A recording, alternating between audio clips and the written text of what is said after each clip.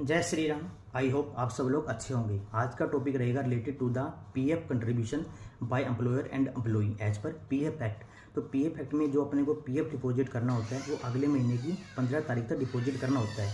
तो इसमें income tax act क्या बोलता है कि जो एम्प्लॉई कंट्रीब्यूशन है ना वो आपको अगले महीने की 15 तक पे करना मैंडेटरी है। अगर आप 15 तक पे कर देते हो, हर महीने की मतलब हर महीने का पीएफ कटता है आपको, हर महीने का आपका 1800 पीएफ कटता है। तो अगले महीने की हर महीने की 15 तारीख तक पे हो जाना चाहिए।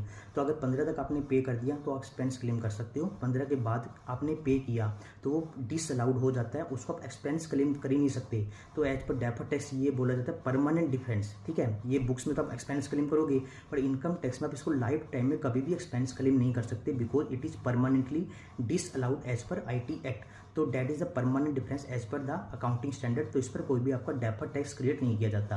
अब आता है एम्प्लॉयर कंट्रीब्यूशन इन पीएफ। उसमें पीएफ एक्ट की ड्यू डेट अपने को नहीं देखनी, उसमें ड्यू डेट देखनी है section 43B of IT act. वो कहते हैं due date of IT act तक अगर आपने पे कर दिया, 24-25 की ड्यू डेट होती है आपकी, अक्टूबर 25 तक पे कर दिया तो 24-25 में एक्सपेंस क्लेम कर सकते हो, बिकॉज क्योंकि ये एक्सपेंस 24-25 का ही है।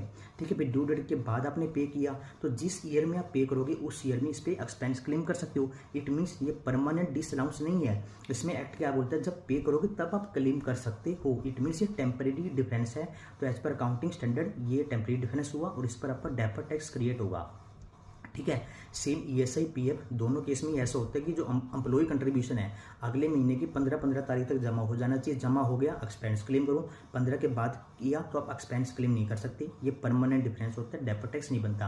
एम्प्लॉयर कंट्रीब्यूशन में जो ड्यू डेट देखनी होती है वो आईटीआर की ड्यू डेट देखनी होती है। उस डेट तक पे कर दिया, सेम ईयर में एक्सपेंस क्लेम करो, उसके बाद पे किया, you can claim the expense in the year in which you have paid the ESI and PF contribution. तो it is a temporary difference as per AS. ठीक है, तो इस पर आपका डेफर्ड टैक्स बनेगा, बट एम्प्लॉय कंट्रीब्यूशन में deferred tax कभी भी नहीं बनेगा। डेफर्ड टैक्स सिर्फ एम्प्लॉयर कंट्रीब्यूशन में बनेगा।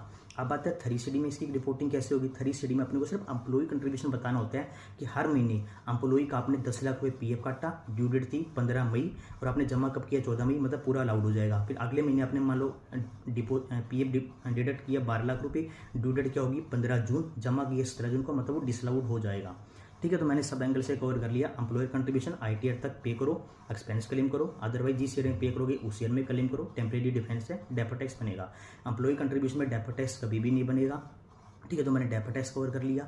एम्प्लॉयर कंट्रीब्यूशन सेक्शन 43B और 3CD में सिर्फ एम्प्लॉय कंट्रीब्यूशन रिपोर्ट होता है for the determination of allowance and disallowance of employ contribution whether it has been paid under the due date और note.